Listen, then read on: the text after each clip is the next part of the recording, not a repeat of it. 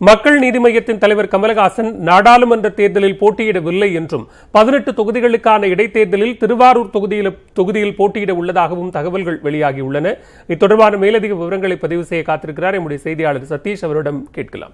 சதீஷ், தற்போது மக்கள் நீதி மய்யத்தினுடைய தலைவர் கமலஹாசன் நாடாளுமன்ற தேர்தலில் போட்டியில்ல, 18 தொகுதிகளுக்கான இடைத்தேர்தலில் திருவாரூர் தொகுதியில் போட்டியிடுவார் என்று தெரிவிக்கப்பட்டிருக்கிறது. என்ன விவரங்கள் பதிவு செய்யலாம் சதீஷ்? அதாவது மக்கள் நீதி மய்யத்தின் தலைவர் கமலஹாசன் அவர்கள் நான் நாடாளுமன்ற தேர்தலையும் போட்டியிடுவோம், அதே மாதிரி காலியாக சட்டமன்ற தொகுதியிலையும் போட்டியிடுவோம் சொல்லியிருந்தாங்க. இந்த நிலையில இப்போ நமக்கு கிடைச்சிருக்க உறுதியான தகவல் என்னன்னு பார்க்கும்போது, அவர் எம்பிக்கு அதாவது நாடாளுமன்ற தேர்தலில் போட்டியிடலை அப்படின்னும் நிச்சயமாக எம்எல்ஏக்கான போட்டி தான் அவர் போட்டியிடுறாரு அப்படின்னு தெரிய வந்திருக்கு. எம்எல்ஏவா அவர் போட்டியிடுறதுக்கு எங்க போட்டியிட போறாரு அப்படின்னு பார்க்கும்போது திருவாரூர்ல தான் அவர் போட்டியிட போறாரு அப்படின்னு நமக்கு நம்பகத்தக்க வட்டாரங்களிலும் செய்திகள் வருகிறது.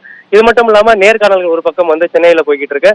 அண்ட் இதோடைய பூர்த்தி செய்யப்பட்ட விண்ணப்ப படிவங்கள் எல்லாமே 16ஆம் தேதி அதாவது இன்றைக்குள்ள சமர்ப்பிக்கணும்னு சொல்லியிருக்காங்க கட்சி அலுவலகத்துல. சதீஷ், தற்போது சட்டமன்ற தேர்தலில் கமலஹாசன் அதுவும் குறிப்பிடத்தகுந்த திருவாரூர் தொகுதியில் போட்டியிடுவார் என்று சொன்னால், நாடாளுமன்ற தேர்தலில் மற்ற தொகுதிகளுக்கான வேட்பாளர்களினுடைய நேர்காணல் நிறைவு பெற்று வேட்பாளர்களினுடைய பட்டியல் தயாராகிவிட்டதா? கமலஹாசன் இடைத்தேர்தலில் போட்டியிடுவார் என்று சொல்லக்கூடிய அந்த வேட்பாளர் பட்டியலும் எப்போது வெளியிடப்பட இருக்கிறது? வேட்பாளர்கள் நேர்காணல் தொடர்ச்சியாக நடைபெற்றுக் கொண்டிருக்கிறது. 16ஆம் தேதி முன்னைய சொன்ன மாதிரி இன்னைக்குள்ள பூர்த்தி செய்யப்பட்ட விண்ணப்ப படிவங்கள் கொடுக்கணும்னு சொல்லியிருக்காங்க. இது மட்டும் இல்லாம ஏன் அவர் குறிப்பாக திருவாரூர்ல தான் போட்டியிட போறார் அப்படிங்கிறதுக்கான ஒரு விவரங்களும் தெரிவிக்கப்பட்டு இருக்கு. மற்ற நாடாளுமன்ற தொகுதிகளில் போட்டியிடறதுக்கான வேட்பாளர்கள் பட்டியல் இன்னும் சரியாக ஒரு வாரத்திற்குள் நம்ம எதிர்பார்க்கலாம் தெரிகிறது.